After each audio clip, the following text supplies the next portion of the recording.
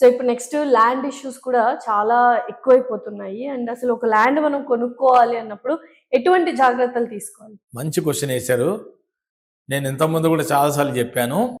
మన దేశంలో ఎవరైనా సరే ఒక ప్రాపర్టీ అక్వైర్ చేసుకోవాలంటే, ల్యాండ్ కొనుక్కోవాలంటే వాళ్ళు ఫస్ట్ చూసుకోవాల్సిన జాగ్రత్తలు ఏంటంటే, ఫస్ట్ డాక్యుమెంట్ టైటిల్ డీడ్.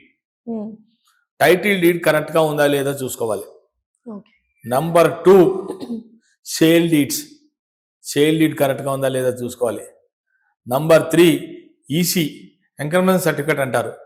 ఈ డాక్యుమెంట్ ఇది చాలా ఇంపార్టెంట్ డాక్యుమెంట్. వీటివన్నీ చూసుకోవాలి. ఉదాహరణకి ఎగ్జాంపుల్, మీరు ఒక అగ్రికల్చర్ ల్యాండ్ కొంటున్నారు, ఒక 1 ఎకర్ 2 ఎకర్స్ ల్యాండ్ కొంటున్నారు.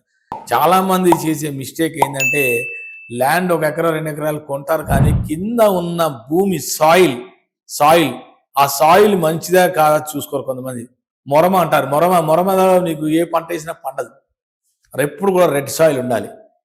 రెడ్ సాయిల్ ఎర్రమన్ ఉంటేనే నీకు ఏదైనా రేపు పొద్దున సీడ్స్ విత్తనాలు వేసి పంట పండించుకోండి, మీకు పంటలు పండుతాయి, గ్రో అవుతుంది. ఇలాంటివి కూడా అనేది చెప్తున్నాను.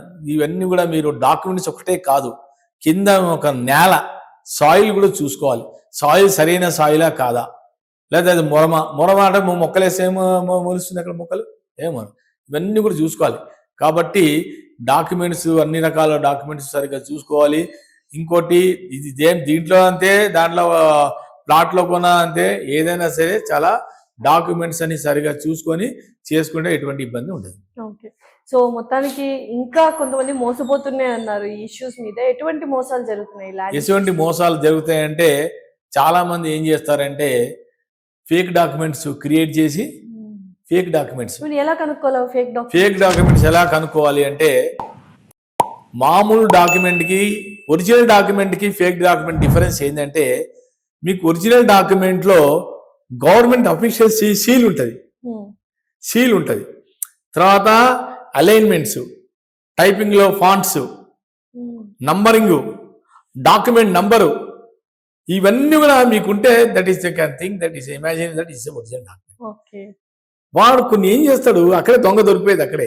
ఫేక్ డాక్యుమెంట్లు ఏం చేస్తాడంటే, వాడు పొరపాట్లో బై మిస్టేక్ లో వాడు సీల్ ఉండదు, దానికి అఫీషియల్ సీల్ ఉండాలి. అఫీషియల్ సీల్ ఉంటేనే కాదు ఒరిజినల్ కాదని మనకు తెలిసేది.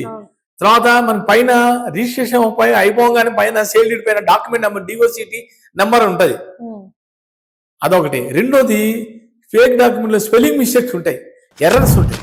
వాడు గబగబ టైప్ చేసేస్తాడు, దొంగ అక్కడ దొరికిపోతాడు. ఇవన్నీ గుర్తుపెట్టుకుంటే, ఇవన్నీ ఎర్రర్స్, చాలా ఎర్రర్స్ ఉంటాయి, స్పెల్లింగ్ మిస్టేక్స్ ఉంటాయి. స్పెల్లింగ్ మిస్టేక్స్ ఉన్నాయంటే వాడు ఫేక్ డాక్యుమెంట్ అయింది. ఒరిజినల్ డాక్యుమెంట్ లో ఎప్పుడు కూడా వాడు చాలా జాగ్రత్తగా టైప్ చేస్తాడు. Ellaiah son of Mallaiah, Ellaiah son of Mallaiah, residing at so address correct గా రాస్తాడు. వీడు ఎల్లయ్య రాస్తాడు, సన్ ఆఫ్ మల్లయ్య బదులు మల్లేష్ రాసేస్తాడు అక్కడ తొందరలో. ఇక్కడ మిస్టేక్, దొంగ, అక్కడ ఫేక్ డాక్యుమెంట్ మనం పట్టేసి అట్లా.